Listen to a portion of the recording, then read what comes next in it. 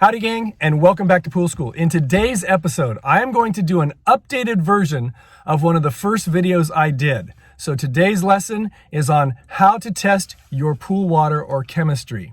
So what do you say we get to it?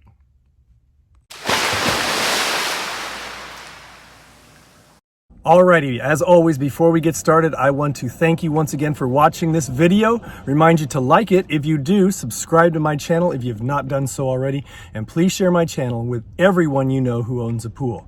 And don't forget to check out my new exclusive membership website, poolschooler.com. Again, I'm bringing it across the bottom of the screen right here, poolschooler.com. Make sure you check it out. It's the next step in do-it-yourself pool maintenance. Will continue to save you a ton of money, but it's got a lot of extra things in there that will help make it easier than ever to take care of your own pool and save that ton of money. So check it out, poolschooler.com.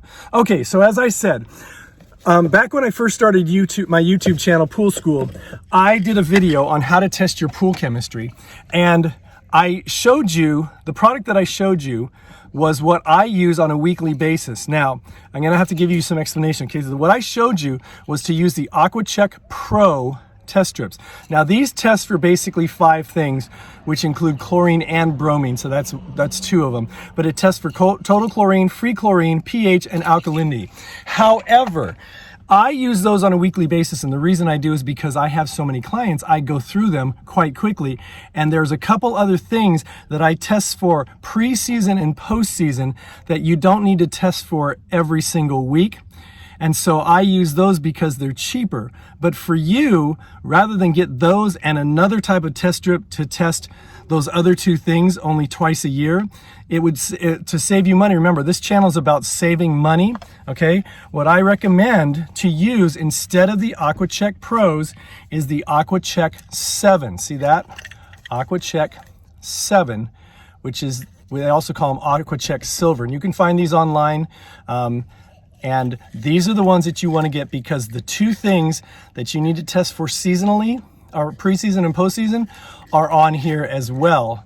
And that way you're only buying 1 set of test strips, because these things do have somewhat of a shelf life. If they sit around for 2 or 3 years, they're probably going to not be as effective. So rather than get this plus this,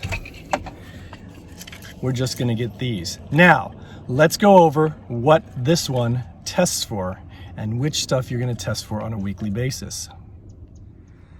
Alrighty, so again, we are looking at the AquaCheck 7 test strips, and the things that this tests for, the 2 things that you test for pre-season and post-season are the top and the bottom one on the strip. They are total hardness and cyanuric acid.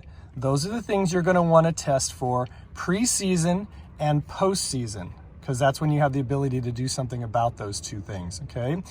But the rest of the time, on a weekly basis, you want to test for total chlorine, or if you use bromine, total bromine, free chlorine, pH, and total alkalinity, okay? Those are the weekly tests that you do.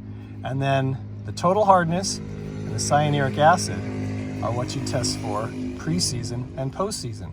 So what do you say we go to a pool and find out how to use these? It's really so easy. Alrighty, so I'm here at one of my favorite pools. I did a green clean video on this pool when it was swamp green, and the results obviously speak for themselves. But anyway, this is my test strip, and again, it's the AquaCheck 7, and I'm holding it as it's described. If you notice that little schematic right there, it says there's holding it like that, okay? Remember, on a weekly basis, I'm testing for the middle 4 things. The top one and the bottom one. Okay, the top one is the total hardness, and the bottom one is the cyanuric acid. I only test for that at the beginning of the season and at the end of the season, because that's really the only time I can really do something about them. So, especially if it's too high, all right? So I'm gonna dip this in the pool. Now what I do is, one thing to make sure, don't shake the strip once you dip it in. Don't shake it around, okay? You wanna just hold it steady. But I tend to go a little bit deeper in the water just to get a little more accurate reading. I've just always been taught that a lot of times the chemicals can't hang around the surface. I wanna get a little bit deeper so I can get a little more accurate reading. Hopefully I won't drop my phone into the pool. So I'm gonna dip down, go down about, maybe half a foot or a foot. I pull it out. They say wait about 15 seconds. I say anywhere between 10 and 20 seconds gives you a good accurate reading. And if you notice what I'm looking at, second one down, slightly green, okay? That is my total chlorine. So you notice my total chlorine, it's on the high side of ideal. My free chlorine is in the ideal range. My pH is maybe a teeny bit high, but it's nothing I worry about. My alkalinity is where it needs to be. And then again, I don't worry about cyanuric acid or total hardness until the beginning and end of the season.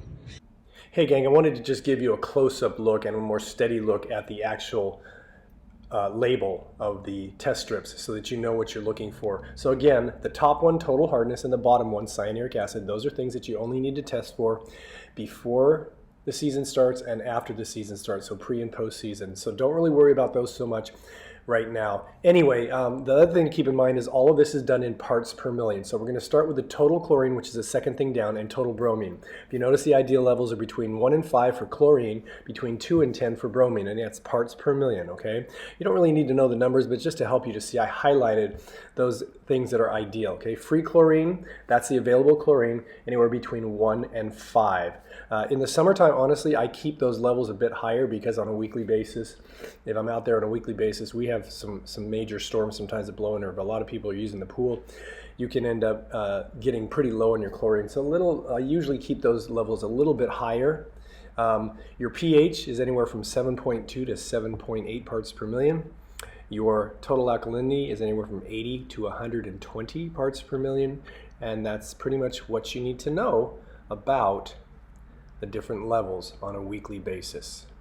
And if you have not seen my video on how to adjust those, I'll put links in the description below this video for both of those videos so you can see how to do those things, adjust the pH or the alkalinity. Alrighty? Okay, let's get back to the pool. So that's how I use a test strip, and then I adjust my chemicals accordingly, okay? So I noticed this, if you let this go for more than 20 seconds or so, they're gonna get darker and darker. So you gotta kind of be able to read it a little quick. But once you get used to it, it's actually very easy to take a look at it and eyeball it. I honestly know these color codes so well that I very rarely hold this up. I just dip the strip in and check it out. But that's how simple it is to do it, and that's how fast it is to do it. So there you have it, gang. That is my new revised video on how to test your pool chemistry or how to test your pool water. One quick note about testing your pool water. Sometimes people try to get super precise and super accurate. And the honest to goodness truth is there's a reason why they have ideal ranges on the test strip package. If you look at this test strip package, you'll notice, I'm gonna get it the right side. You'll notice if you look at any one of them, there says ideal range, okay? That range is your wiggle room, okay? Because it's not an exact science in the sense that there's so many factors that can affect your pool chemistry. Outside air temperature, use of the pool, one day to the other, it can change. If you have rain, if you have an acid rain, okay, that's gonna lower the pH typically. So there's a lot of factors that can go into it, and if you will drive yourself crazy trying to get it absolutely perfect to like the farthest digit to the right. So you want to try to get 7.033 or whatever. Don't overthink this. There's a reason those ranges are there. They give you wiggle room. As long as your chemicals are in the ideal ranges of each of the categories, you're in good shape. So just again, a word of encouragement, don't overthink it, don't try to overanalyze it, and don't try to make it so precise that you drive yourself crazy and you can't enjoy your pool, okay? Keep your chemistry in those ranges and you'll be fine. So there you have it, folks. That is my video, and I thank you again for watching. I hope it made sense. If you have any questions or comments, feel free to post them in the comment section below this video, or you can email me. Now, on comments and emails, I will try to get back to them as soon as I can, but I get so inundated with emails and comments, it's hard for me to get back to them. Sometimes it might take me several weeks to get back to them. If you want more direct access to me, you can check out my poolschooler.com membership program, because it allows you to actually do chats with me. But if you do want to email me, you can give it a shot. Email me, and the email address is going to come across the bottom of the screen here. It's, as always, it's kennypoolschool@gmail.com. Once again, kennypoolschool@gmail.com. I'll do my best to get back to you as soon as I can. But again, if you want more direct access to me and access to a bunch of really cool things, tools and things that are going to help you better maintain your pool and make it easier for you to do without having to overthink it, check out my poolschooler.com membership program. And again, I'll put that across the top of the screen here, poolschooler.com. So thanks again for watching. I want to remind you again to like, subscribe, and share. And as always, especially because it's warming up and swim season is coming, have fun, be safe, and always, always, always watch those kids and elderly folk and pets around water. And during the summer, pretty much any time, stay hydrated. I'll see you next time.